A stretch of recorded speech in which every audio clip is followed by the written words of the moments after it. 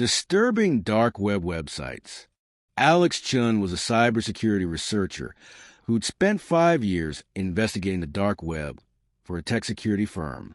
He thought he'd seen everything: illegal marketplaces, disturbing forums, horrifying content that kept him awake at night.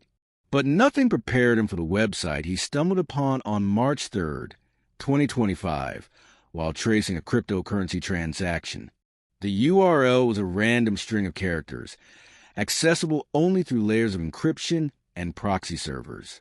The landing page was simple: black background, white text that read "The Waiting Room" in a font that seemed to shift and distort if you looked at it too long. Below that, a single line: enter if you dare to see who's watching you.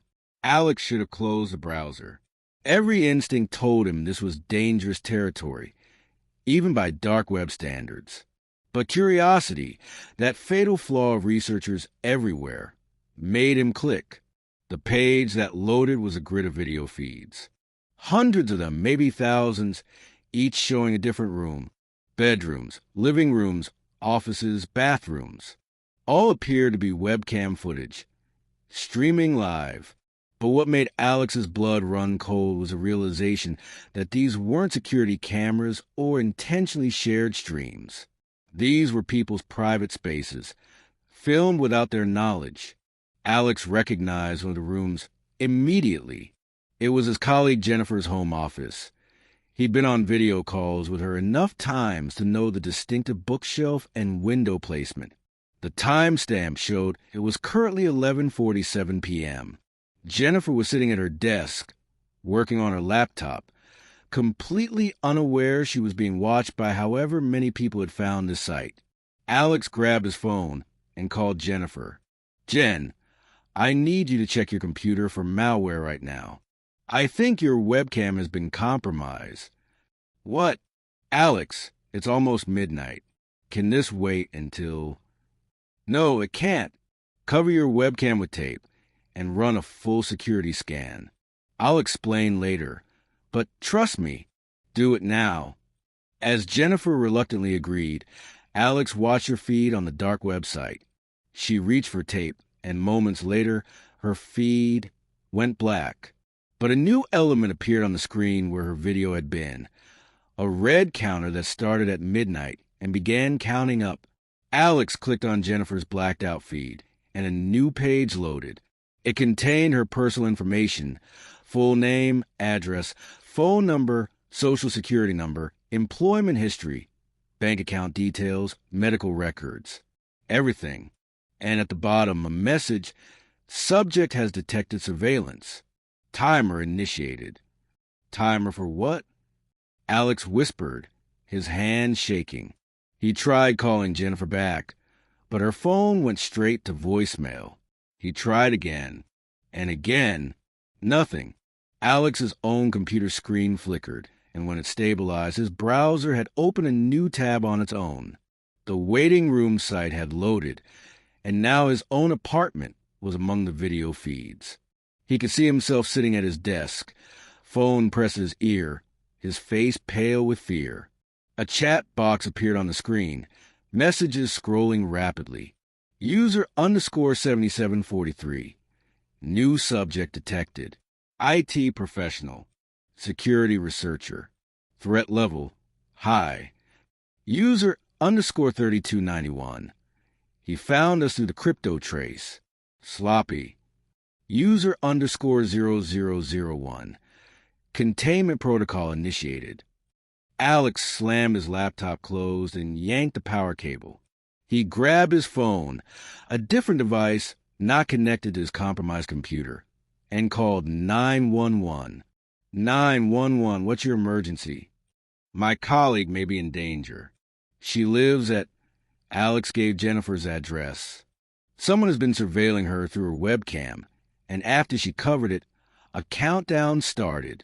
I don't know what it means, but I think... Sir, we'll send an officer to check on her. Can you give me your information?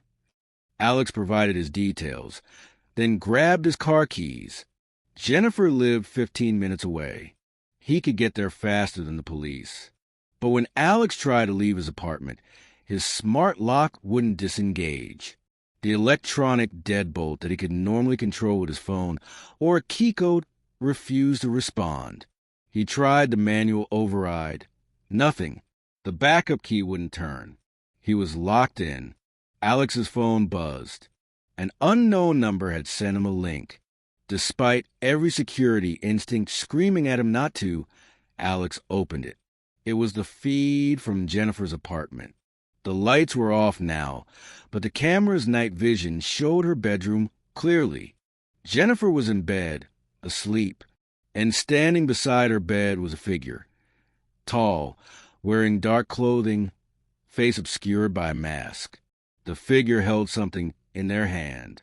Alex couldn't make out what was in the grainy night vision footage, but the figure's posture suggested purpose, intent. No. Alex fumbled with his phone, calling 911 again. The person at the address I just reported. There's someone in her apartment right now. I can see them on a surveillance feed. They're in her bedroom. Sir, calm down. Officers are en route. ETA is approximately 7 minutes. 7 minutes. An eternity. Alex watched helplessly as the figure in Jennifer's room moved closer to the bed. Jennifer stirred, beginning to wake. The figure didn't retreat. Instead, it leaned down, and Alex saw what was in its hand, a syringe. Jennifer's eyes opened. She saw the figure and screamed. Alex could see her mouth open in terror, even though he couldn't hear her through the video feed. She tried to scramble away, but the figure grabbed her arm with terrible efficiency and plunged the syringe into her shoulder. Jennifer's struggles lasted only seconds before she went limp. The figure picked up Jennifer's body with surprising ease and carried her toward the bedroom door. The camera angle didn't show where they went next, but Alex heard his phone buzz again. Another message from the unknown number. Subject _ Morrison has been collected. Data has been archived. Countdown terminated at 47 minutes and 23 seconds. Alex was still frantically trying to open his apartment door when he heard sirens outside. Police had arrived at Jennifer's building. But even as they searched her apartment, Alex knew they wouldn't find her. The dark web surveillance network had taken her, and she'd vanished into whatever operation lay behind those feeds. His own computer, still powered off, suddenly turned back on by itself. The waiting room site loaded automatically, and Alex's feed was now highlighted with a red border. The counter beneath his video feed had started, midnight, ticking upward. A new chat message appeared. User _0001. Subject _Scorchin. Represents unacceptable security risk. Collection authorized. Estimated time of acquisition. 3 hours. 3 hours. They were giving him 3 hours before whatever happened to Jennifer would happen to him. Alex used his phone to document everything. Screenshots of the site, photos of his trapped smart lock, recordings of the chat messages. He uploaded everything to multiple cloud services, emailed copies to colleagues, posted what he could to encrypted forums. But even as he worked, he watched the video feeds on the site. More cameras were going dark as users discovered they were being watched. And for each one that went dark, a countdown appeared. Some timers showed just minutes, others showed hours. But the pattern was clear. The longer someone had been surveilled without knowing, the longer they had before collection. Alex had only found the site 23 minutes ago. His timer said 3 hours. That meant whatever agency or organization ran this site had been watching him for a very short time. He was a new discovery. That's why his threat level was marked as high. They hadn't properly vetted him before he stumbled onto their operation. But others on those feeds? Some had been watched for months, maybe years, based on the metadata Alex could see. How many people had vanished when they covered their cameras? How many missing persons cases were actually collections by this network? Alex tried everything to escape his apartment. He broke a window, only to find bars he'd never noticed before now blocked his exit. He tried to break down his door, Solid steel, reinforced, definitely not the standard door that had been there when he'd moved in. Someone had replaced it without him knowing. His apartment had been prepared, modified, turned into a cage disguised as a home. And he'd never noticed because he trusted the familiar appearance of his space. At 2:47 a.m., 13 minutes before his collection was scheduled, Alex heard his smart lock disengage. His door opened, but not of freedom. 3 figures entered, all wearing the same dark clothing and masks he'd seen in Jennifer's room. Alex tried to fight, but they moved with professional efficiency. A syringe, a sharp pain in his neck, the world tilting. His last conscious thought as he fell was the realization that his documentation wouldn't help. If this organization could compromise cybersecurity experts, could modify apartments, could make people vanish and coordinate through a dark website that law enforcement either couldn't find or chose not to pursue, then they were far beyond what traditional authorities could handle. Alex woke up a room he didn't recognize. White walls, no windows, a single door with no handle on his side. A camera was mounted in the corner, red light blinking. He was now on the other side of the surveillance. A subject. Collected. A speaker crackled to life. Subject _scorching. You have been selected for long-term observation due to your technical expertise and low social connectivity profile. Your disappearance has been staged as a hiking accident. Your apartment has been sanitized. You will be provided with work assignments that utilize your skills. Cooperation is expected. Resistance is counterproductive. Alex looked at the camera and understood. The waiting room wasn't just surveillance. It was recruitment, selection. They watched thousands, maybe millions of people through compromised cameras. They identified individuals with useful skills who wouldn't be immediately missed, and they collected them for a purpose Alex couldn't yet comprehend. Jennifer was here too, somewhere in the facility, along with how many others? All of them technically alive, but erased from their normal existence, trapped in a system that existed in the shadows of both the regular world and the dark web. The worst part? Alex realized that law enforcement probably knew. Had to know.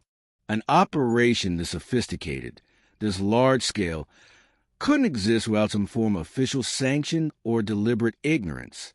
The dark website was a front, a way to recruit and collect without leaving traces that led back to whoever truly controlled this network. Alex sits in his white room now, doing the technical work they assign him. He's seen others like him, people with skills the organization needs, all collected, all erased from their former lives. Some have been here for years. And every day, he thinks about all the people still in their homes, unaware that their cameras are compromised, unknowingly being evaluated for collection. He thinks about the countdown timers that start the moment someone discovers they're being watched. He wonders who will find the waiting room next, whose curiosity will lead them to that black page with white text, who will click enter and see themselves among the feeds.